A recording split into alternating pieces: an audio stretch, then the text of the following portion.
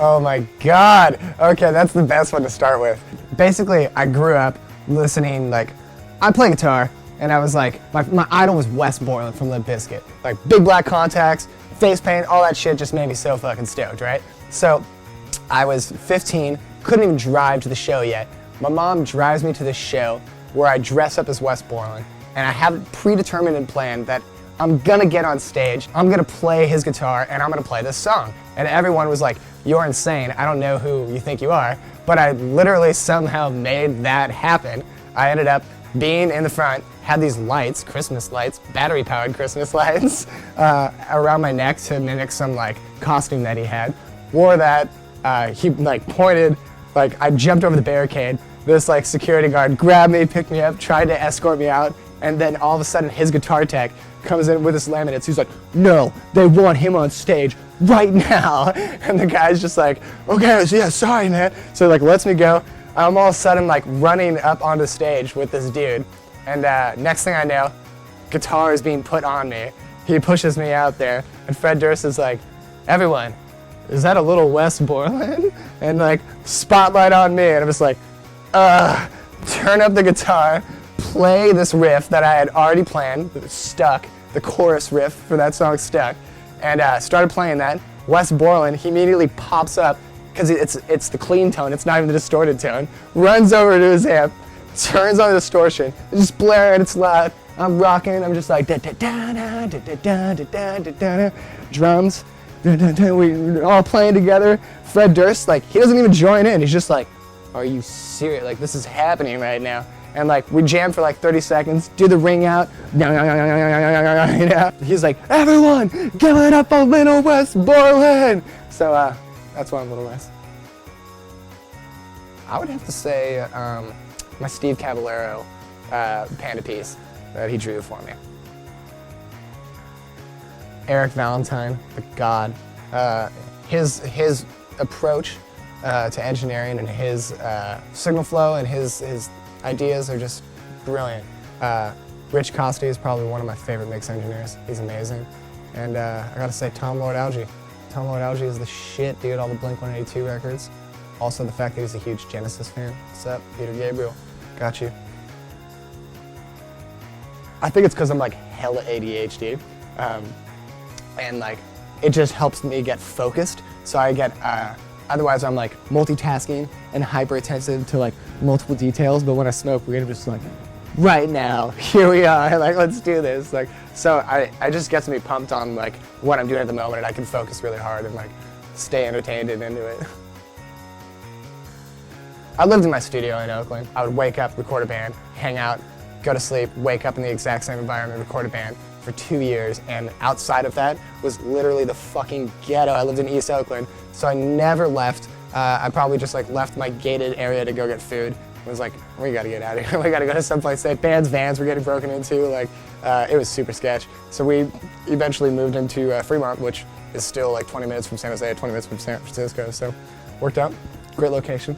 Having fun here. My chop shop filter.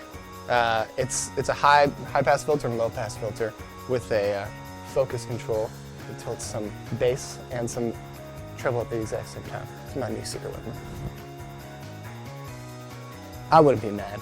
I wouldn't be mad at all. Like, honestly, like, I love those dudes a lot. They're some of my best friends. If they want to record with someone else, that's fine. Like, I don't care. I'll hang out with Will a lot. I'll hang out with Kevin a lot.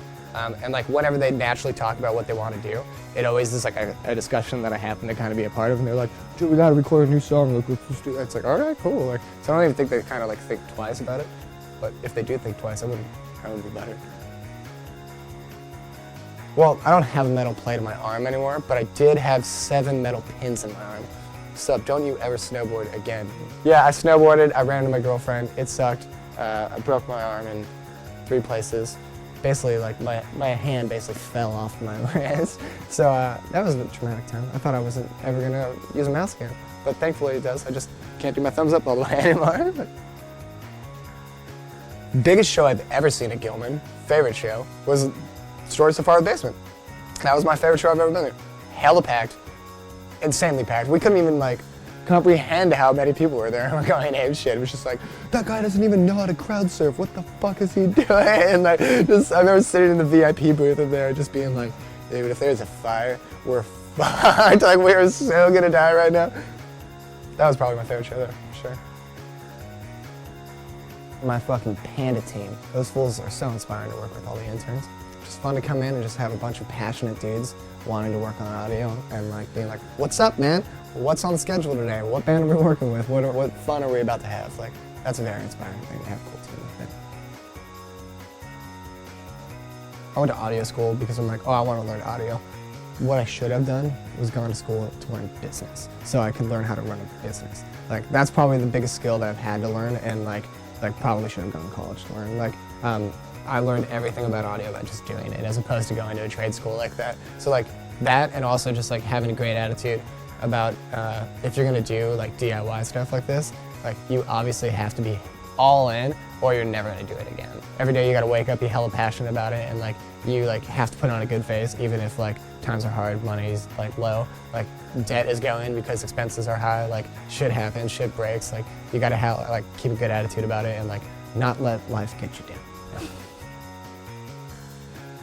That was my favorite record of 2012, for sure. When I always talk to like anyone about like, they're like, dude, that record is so good, like, how'd you do it? I'm always like, I kind of don't even really know. Like, it was right before I went to Australia, so like the entire thing is kind of a blur. I remember just being like, I can't fuck this up because like I'm gonna be gone for 4 weeks and like it's done and I just can't do like, so I was like, there was a lot of long nights, like, and I remember the fun thing, like, obviously it wasn't ideal, but like, it was fun to be back and forth through emails. Everything that they said would make me be like, I would hear small details and then like concentrate even more on all the details that you guys would bring like in notes to me. So that was a fun, like, the record was like probably one of my tonal favorite ones because it was like in search of the best tones at all times and like making sure that the record was like always like next level sonically instead of just like whatever, we just have to get it done. Like there was great importance on like making it sound amazing. That was fun.